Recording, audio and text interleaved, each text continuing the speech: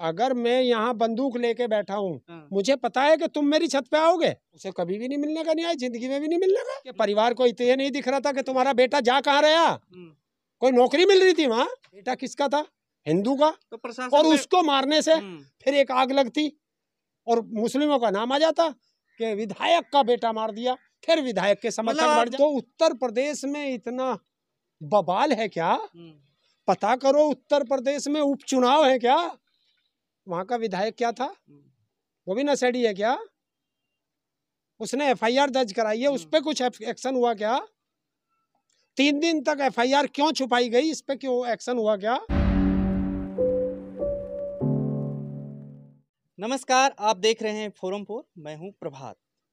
Supreme court और high court ने योगी सरकार के बुलडोजर एक्शन पर रोक लगा दी। बहराइच में जिस तरीके से योगी सरकार सख्त से सख्त फैसला लेते हुए एनकाउंटर पहले किया और उसके बाद बुलडोजर चलाने की बात कही आरोपियों के घरों पर, और उसमें 23 घर शामिल थे, उन पर नोटिस चिपकाया गया था, लेकिन कोर्ट ने इस पर पानी फेर दिया उनकी मंशा को लेकर के।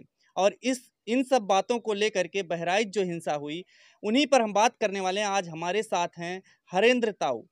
बात करेंगे किस तरीके से देखते हैं बहराइच का जो मुद्दा है, इसमें कहीं ना कहीं सरकार पे सवाल उठते उठते अब कहीं ना कहीं फंसते हुए नजर आ रही, कोर्ट भी फटकार लगा रहा है। देखिए, फंसते हुए नहीं नजर नहीं आ रही, ये दंगा प्लांट किया हुआ सरकार का ही था, और उसी के विधायक ने बीजेपी वालों पे ही एफआईआर दर्ज कराई है।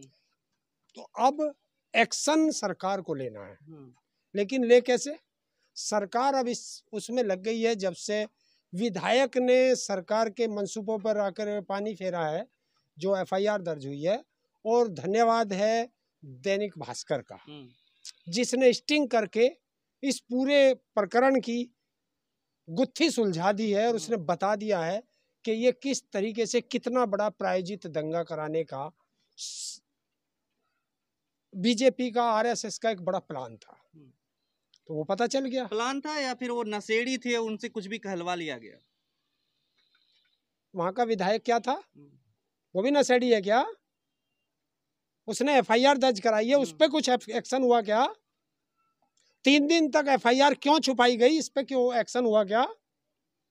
लेकिन एफआईआर के बाद तो उन्होंने कहा कि नहीं, अभी जांच होगी तभी पता लगेगा, अभी तो एफआईआर हुई, इसका मतलब ये थोड़ी ना कि बीजेपी के लोग हैं।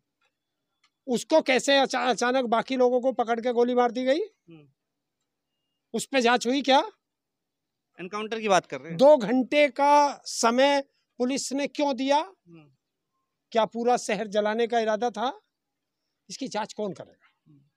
जांच तो चल रही है ना। अरे कौन करेगा जांच, जब सरकार पर ही आरोप लग रहे हैं, सरकार का विधायक सरकार के संगठन के लोगों पर आरोप लगा रहा है कि वो दंगा फैला रहे थे, उन्होंने दंगा भड़काया, पत्थर बरसाए, और मेरे भी बेटे को मारने की तैयारी थी, गोलियां चलाई, और ये आरोप नहीं लगा रहा, वो इस देश के आईएएस ऑफिसर के सामने हुआ है, जो वहां का डीएम है। उसने बताया कि डीएम के सामने गोलियां चली हैं, डीएम के सामने हुआ है। तो वहां का जो जिला अधिकारी होता है किसी भी जिले का, वो मालिक होता है। एक वीडियो डीएम का तो मैंने नहीं देखा, लेकिन सीओ का एक वीडियो दिख रहा है जिसमें वो फायर करते हुए देखे जा रहे हैं, मतलब वो फायर हो नहीं पाया, और आंसू गैस का जो भी था। कुछ लोग ये बता रहे हैं कि ये वहां का नहीं कहीं और का है, तो वो मैं प्रमाणित नहीं करता इस चीज को। मैं तो उस एफआईआर की बात कर रहा हूँ जो उत्तर प्रदेश पुलिस ने लिखी है, उत्तर प्रदेश के विधायक ने लिखवाई है, बीजेपी के जिले के अफसरों के खिलाफ लगाई है जो संगठन के हैं। उस पर क्या कार्रवाई हुई, उन्हें क्यों नहीं जेल भेजा, उनके घरों पे नोटिस क्यों नहीं गए, उनके घरों पे बुलडोजर कब जाएगा। तो एक तरफा जो कार्रवाई होती है उससे एक गलत संदेश जाता है। योगी सरकार तो जाना जाता है ना जीरो दंगा के लिए, कड़े से सख्त फैसला लेने के लिए। तो बताओ ना कहाँ लिया सख्त फैसला। तो ये एनकाउंटर तो हो गया, किसका, गोली मारी गई और उसको तुरंत गिरफ्तार किया जिन गया। लोगों ने लोगों के घर जलाए उनका एनकाउंटर कौन करेगा, उनकी क्या गलती है। कोई तुम्हारा घर आकर के जला दे, शहर में दंगा हुआ और कोई तुम्हारा घर आके जला दे। एफआईआर तो हो गई ना 55-60 लोगों पे। क्या एफआईआर हुई है वहां पर, 55 से 60 लोगों के आरोपी बनाया गया है। ये देखिए 55-60 लोगों ने एफआईआर हो गई, बात खत्म हो गई। जब वहाँ हर वर्ष ये यात्रा निकलती है, हर वर्ष वहाँ पुलिस डिप्लॉय की जाती है, बाहर से फोर्स आती है। इस बार फोर्स क्यों नहीं दी गई? किस अधिकारी ने फोर्स देने से मना किया? उस अधिकारी को किसने मना किया? इसका जिम्मेवार कौन है? एक धार्मिक जुलूस ही था, गाने बज रहे थे और उसके बाद ले जा रहे थे, तो इस तरीके की घटना हो जाती है तो उसके लिए हुई क्यों? ये तो कहा जा रहा है प्री प्लान था। कुछ लोग जो है उसको मारने के लिए, गोली के लिए बंदूक भी रखे थे ऊपर, ऐसा बात कही जा रही है। अगर मैं यहाँ बंदूक लेके बैठा हूँ, मुझे पता है कि तुम मेरी छत पे आओगे। पता था क्या मुझे कि तुम मेरी छत पे आओगे? उस लड़के को किसने उकसा करके उस छत पे भेजा? ये कौन बताएगा? जय श्री राम का नारा लगा रहा था। जय श्री राम के नारे उसकी आस्था, जय श्री राम के नारे तो खूब लगा के गली में जा, मेरी छत पे चढ़ के लगाएगा या मेरे झंडे उतारेगा? ये मेरा अधिकार है कि मैं किस पार्टी का झंडा लगाऊं, लेकिन या किस धर्म का झंडा लगाऊं। ये इसी पे तो लोग कह रहे हैं कि जस्टिफाइड नहीं किया जा सकता किसी हिंसा को। आप उसमें किसी को मार दिया गया तो आप ये थोड़ी ना कहेंगे कि वो क्यों चढ़ गया। तो फिर तो सारा शहर जल गया, उसे जस्टिफाई नहीं करोगे? फिर सरकार की क्या जरूरत है? क्या जरूरत है तुम्हें? तो फिर तुम बुलडोजर लेके क्यों चढ़ जाते हो? जस्टिफाई नहीं कर पाए। दंगा किसने किया? बुलडोजर तो अवैध निर्माण किया गया। अगर अवैध निर्माण, जब एक बात बताओ, अगर वहां दंगा नहीं होता तो ये बुलडोजर अवैध निर्माण जो वो वैध था, दंगा हो गया तो वो निर्माण अवैध हो गया। ये कौन सा जस्टिफाई है भाई? लेकिन सुप्रीम कोर्ट ने रोक लगाई थी पहले भी, तो इस तरीके का निर्णय योगी सरकार ने रिस्क लेकर के ही किया, इसीलिए शायद सुप्रीम कोर्ट ने कहा कि रिस्क लेना चाहते हैं। ये मानते किसे है? ना सुप्रीम कोर्ट को मानते, ना ये संविधान को मानते, ना ये लोकतंत्र को मानते, क्योंकि इन्हें पता है सारे संवैधानिक संस्थान तो हमारी जेब में है। तो लोग कोर्ट क्यों पहुंच जाते हैं? ये तो पहले भी बोला गया है इस तरीके से हमें कार्रवाई नहीं करने देते। आपको तो पता है ना, ये तो पूरे देश को पता है कि चुनाव आयोग सरकार का गुलाम आयोग है। फिर ये राजनीतिक पार्टियां क्यों चुनाव आयोग जाती हैं भाई? आपको पता है पुलिस तुम्हारे बीजेपी के खिलाफ कोई कार्रवाई नहीं करेगी, लोग फिर भी थाने में जाते हैं एफआईआर दर्ज कराने। ये थोड़ा ये हम अपना संवैधानिक अधिकार भूल जाएं। लेकिन जो पूरी घटनाक्रम हुई है उसमें आपने स्टिंग का जिक्र किया और भी तमाम जो वीडियो, अगर वो स्टिंग गलत है तो वो अभी तक वो पत्रकार, वो उस चैनल का मालिक, वो अभी तक बाहर क्यों है? नहीं, जो स्टिंग में शामिल है उनके ऊपर ही कार्रवाई हो रही है। क्यों? उसका मालिक ने चलाया नहीं? जो चलाया किसने? उपद्रवी हैं उनके ऊपर कार्रवाई हो रही है ना। उपद्रवी कौन है? जो स्टिंग में या जो भी चीजें दिखाई जा रही हैं, जिस तरीके की जो निकल, अभी तो आप कह रहे हैं कि वो नशेड़ी है, कुछ भी बुलवाया जा सकता है। तो कल को तो आप भी मेरे से कुछ भी बुलवा सकते हो। है औकात किसी की जो कोई पत्रकार आके मेरे से गलत बुलवा ले? क्या मैं कह दूंगा कि पाकिस्तान अब हिंदुस्तान का हिस्सा हो गया? क्या यूपी संभल नहीं रहा योगी राज में? ना, कानून व्यवस्था है कहाँ यहाँ? इस देश में ही नहीं है कानून व्यवस्था। ना संविधान का राज है, ना लोकतंत्र है। मीडिया जो है दिखा रही थी कि जिस तरीके से वहां पर की कुछ देखिए, मीडिया को पहले ये लगा था कि विपक्ष को घेर लेंगे, एक धर्म को घेर लेंगे और जातिवाद का बंटवारा कर देंगे। लेकिन जैसे ही बीजेपी के विधायक ने एफआईआर दर्ज कराई, जैसे ही बीजेपी के लोग फंसे, जैसे ही ये पता चला कि ये तो प्री प्लान्ड दंगा था और बीजेपी के द्वारा कराया गया प्रायोजित दंगा था, बीजेपी बैकफुट पे आ गई और बीजेपी घिर गई। तो जितना भी दलाल मीडिया था सब शांत हो गया। अब किसी दलाल मीडिया पे तुम्हें इसके बारे में कोई खबर नहीं दिखाई देगी। फायदा क्या मिला सरकार को? अगर आप कह रहे हैं कि सरकार या प्रशासन या फिर जो भी लोग इसमें शामिल हैं, देखिए तो उनको फायदा क्या मिला? आपने एक वो सुना था, एक शेर था, राहत इंदौरी का है शायद, हमारा घर नहीं, उन्होंने कहा था सीमा पर इतना तनाव क्यों है? सरहद पर तनाव है क्या? चुनाव पता करो हिंदुस्तान में चुनाव है क्या? है? तो उत्तर प्रदेश में इतना बवाल है क्या? पता करो उत्तर प्रदेश में उपचुनाव है क्या? तो ये चुनाव की वजह से हो रहा है। चुनाव की है, क्योंकि सरकार के पास अपना बताने के लिए 10 साल केंद्र सरकार का और 7 साल यूपी सरकार का बताने के लिए कुछ है नहीं कि क्या किया तुमने। तो बस वही है, दंगे में भड़का दो, हिंदू मुस्लिम कर दो और जनता उसमें लग जाएगी, भूल जाएगी।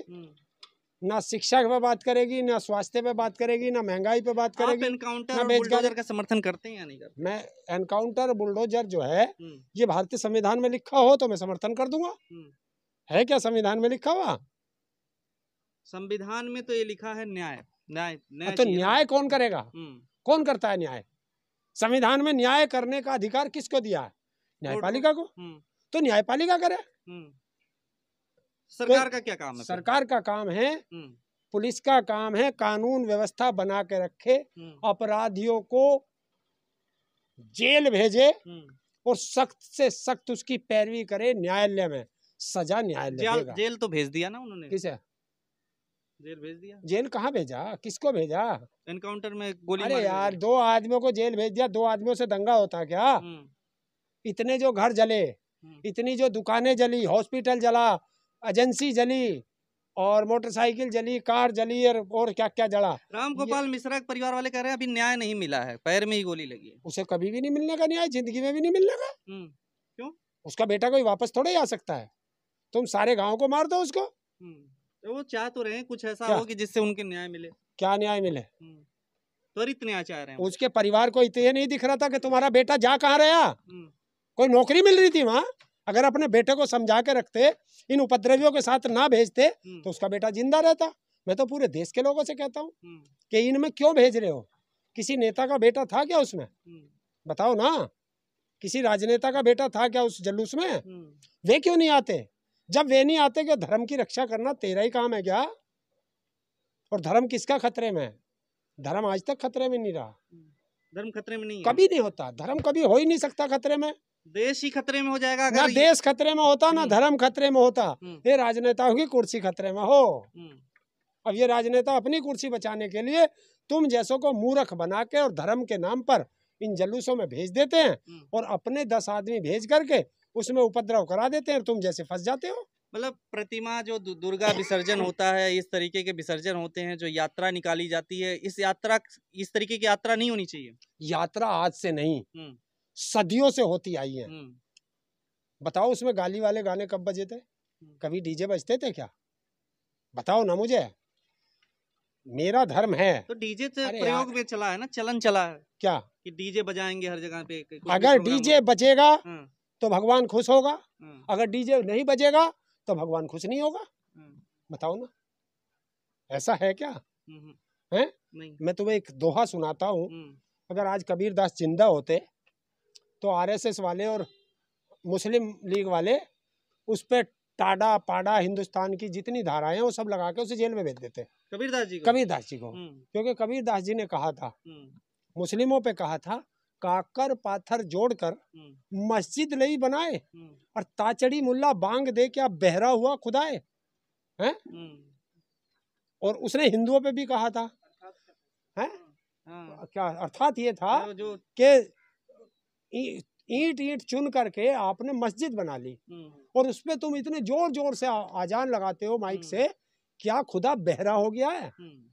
इसी तरह उन्होंने हिंदुओं पे कहा था, पाहन पूजे हरि मिले तो मैं पूजू पहाड़, ताते तो चाकी भली जो पीस खाए संसार। लेकिन आस्था तो सबके आस्था है। लेकिन मेरी आस्था से जब है कि मेरी आस्था से किसी को नुकसान ना पहुंचे, दूसरे की आस्थाओं की भावना प्रभावित ना हो, तब तो आस्था है। और मैं अपनी आस्था दिखाने के लिए तुम सबकी भावनाओं को कुचल दूं तो वो आस्था नहीं होती, वो दंगा होता है। तो क्या लग रहा है, न्याय मिल पाएगा या कोर्ट ही इस पे न्याय दे पाएगा? इस तरीके की कार्रवाई पे कोर्ट ने तो संज्ञान भी नहीं लिया। जब तक इस देश में ऐसे नेता होंगे जो सेलेक्टिव लोगों के खिलाफ कार्रवाई करेंगे, तब तक ना किसी को न्याय मिलना, किसी को न्याय नहीं मिलने का। और एक चीज बताओ ना, मैं तो आज पूछ रहा हूँ, आज मुझे बीजेपी का वो नारा बहुत याद आ रहा कि हिंदू खतरे में है। वाकई हिंदू खतरे में है, इस बीजेपी से हिंदू खतरे में है। देखो वो जो विधायक था वो हिंदू, उसके ऊपर पत्थरबाजी की, दंगा भड़काया। दंगा किसके खिलाफ कर रहे थे? वो वहां तो सारे हिंदू थे जहां उन्होंने पत्थर बरसाए, हिंदुओं पे पत्थर बरसा रहे, सब ले जा रहे थे। तो हिंदू का सब था और ले जाने वाले भी तो हिंदू थे। जिस पे पत्थर बरसाए किसने? हिंदुओं ने। हैं? गोली चलाई हिंदुओं ने। FIR में ये बात कही है ना, ये तो है ना। और DM गवाह है उसका, उसने कहा कि डीएम की मौजूदगी में हुआ और मेरे बेटे को मारना चाह रहे थे। तो बेटा किसका था? हिंदू का। तो प्रशासन और उसको मारने से फिर एक आग लगती और मुस्लिमों का नाम आ जाता कि विधायक का बेटा मार दिया, फिर विधायक के समर्थक बढ़ जाते। मुस्लिमों को सीधे दरकिनार कर रहे हैं कि मुस्लिम इसमें नहीं है शामिल, या मतलब कोई एक दूसरा समुदाय नहीं है। मैं किसी को बचा नहीं रहा। ना ना ना ना, लोग तो पूछेंगे ना ये कि आप जो है हिंदू पक्ष का वो समर्थन कर रहे हैं। मैं किसी का पक्ष का समर्थन नहीं करता। मैं तो सरकार को बता रहा हूँ, सरकार की जिम्मेवारी थी, क्या क्यों कार्रवाई नहीं हुई। देखिए, वो हिंदू में हो और मुस्लिमों में हो, जब भी ऐसे धार्मिक यात्राएं निकलती हैं, इसमें हिंदू भी अपने हिंदू यात्रा होगी तो उसमें हिंदू के ये जो नेता होते हैं ये अपने कुछ गुर्गे भेज देते हैं और वहां दंगा करा देते हैं। ऐसे ही मुस्लिमों का धार्मिक जुलूस होता है, मुस्लिम के बड़े बड़े नेता उसमें अपने गुर्गे भेज देते हैं, लेकिन और वो कर देते हैं। बात यही है ना तो वो हिंदुओं के जो बड़े बड़े नेता हैं उनके बच्चे कभी इन धार्मिक यात्राओं में आते, ना वे मुस्लिम हैं उनके बड़े बड़े जो नेता हैं ना उनके बच्चे आते, क्योंकि उनके बच्चे तो विदेश में पढ़ेंगे और तुम्हारे बच्चे झंडा उठा के जय श्री राम और जय बजरंग बली और अल्लाह अकबर यही करते फिरेंगे और कोई काम नहीं उन्हें। क्योंकि अगर उन्हें रोजगार देना नहीं, अनपढ़ रखना, अनपढ़ और जाहिल रखना, अगर वो पढ़ लिख लिए तो फिर इनके झंडे कौन उठाएगा? इन्हें तो अपने झंडे उठवाने। अभी वो क्या नाम है जो बहराइच में वो लड़का जिसके गोली लगी है, राम गोपाल मिश्रा, उसका सारा परिवार जय श्री राम कर रहा होगा, हैं? उसे क्या मिला उसके परिवार को? मुझे ये बता दे, इन यात्राओं में जाके क्या मिला उसके परिवार को? अपना बेटा खो दिया। वो बेटा कभी यात्राओं में जाना ही नहीं चाहिए। क्यों जा रहे हैं हम? भगवान ने कब कही मुझे यात्रा में, या अल्लाह ने कब कही मुझे यात्राओं में जाना? क्या यात्रा में जाकर त्योहार अपने रीति रिवाज, ये रीति रिवाज को राजनाथ का बेटा क्यों नहीं मनाता? इस रीति रिवाज को नरेंद्र मोदी के परिवार के लोग क्यों नहीं मनाते? इस रीति रिवाज को अमित शाह का बेटा क्यों नहीं मनाता? इस रीति रिवाज को गिरिराज सिंह का बेटा क्यों नहीं मनाता? इस रीति रिवाज को क्या नाम है, नितिन गडकरी, क्या समर्थन है रीति रिवाज को? तो अपने घर बैठ के हम भी समर्थन कर देंगे, हम भी समर्थन कर देंगे अपने घर बैठ के। कोई मरना जरूरी है? भगवान ने कभी नहीं कही भूखे पेट न होत भजन गोपाला, घर में काम नहीं है, रोजगार है नहीं, भगवान घर में नहीं आने का। भगवान ने कही कर्म कर, कर्म करने का फल मिलेगा, उपद्रव करने का फल नहीं मिलता। उपद्रव करने पे तो मौत मिलती है। क्या लग रहा है अब इसके बाद यूपी में एक दाग लग गया है कि यूपी में अपराध बढ़ रहा है? देखिए, अपराध तो बढ़ रहे हैं, जब सारे अपराधी वहीं थे, अब वे अपराधी काबू में नहीं आ रहे। अपराधी सब बीजेपी में हैं, अब वो बिचड़ रहे हैं, अब वे बिचड़ गया। देखिए, सारे दंगाई जब एक कमरे में आ जाएंगे तो जब वे कमरे से बाहर निकलेंगे तो दंगाई करते हैं। बहराइच में हुई इसलिए मदरसों की जांच कर रहे हैं कि विदेशी फंडिंग तो नहीं हो रही है इसमें, विदेशी फंडिंग और इन सब आरोप लग रहे हैं इन तरीके की, तो इस पे जांच। अगर हिंसा नहीं होती तो फंडिंग नहीं थी, है? यही तो मैं पूछना चाह रहा हूँ। अगर हिंसा हुई तो वे दुकानें भी अवैध हो गई, उन मदरसों को विदेशी फंडिंग भी आ गई, और अगर वो हिंसा नहीं होती तो वे दुकान भी वैध थी, मकान भी वैध थे। आपको लगता है कि बाहर का हाथ है विदेशी फंडिंग और इन सब चीजों का? डूब के मर जाना चाहिए भारत सरकार को, डूब के मर जाना चाहिए भारत सरकार की सारी एजेंसियों को।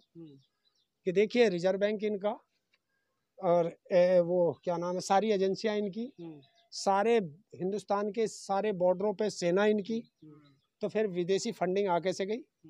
ये तो नरेंद्र मोदी बताएगा, क्योंकि उसी ने कहा था जब पहले बात होती थी तो वो मनमोहन सिंह को यही शब्द कहता था कि सेना तुम्हारी, रिजर्व बैंक तुम्हारा, आरबीआई तुम्हारा, और ईडी तुम्हारी, सीबीआई तुम्हारा, इनकम टैक्स तुम्हारा, सारी एजेंसियां तुम्हारा।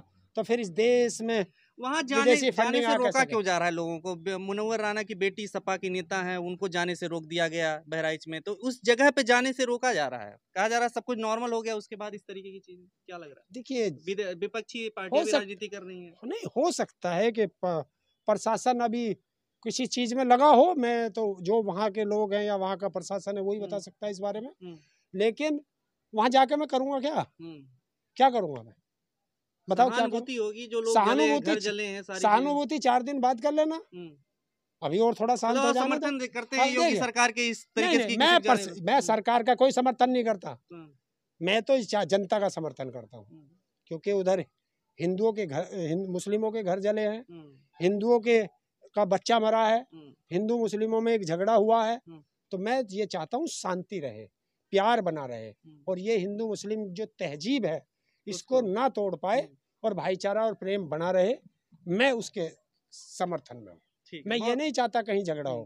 कोई भी अगर झगड़ा करे तो वो ना हिंदू का है ना मुसलमान का है। झगड़ा होगा या तो हमारा मरेगा या तुम्हारा मरेगा, किसी राजनेता का नहीं मरेगा। तो हम राजनेताओं के कहने से क्यों जा रहे हैं। बाकी से जवाब देने के लिए शुक्रिया ताऊ। खबरों में बने रहने के लिए फोरम 4 को सब्सक्राइब करें और नोटिफिकेशन पाने के लिए बेल आइकन दबाएं।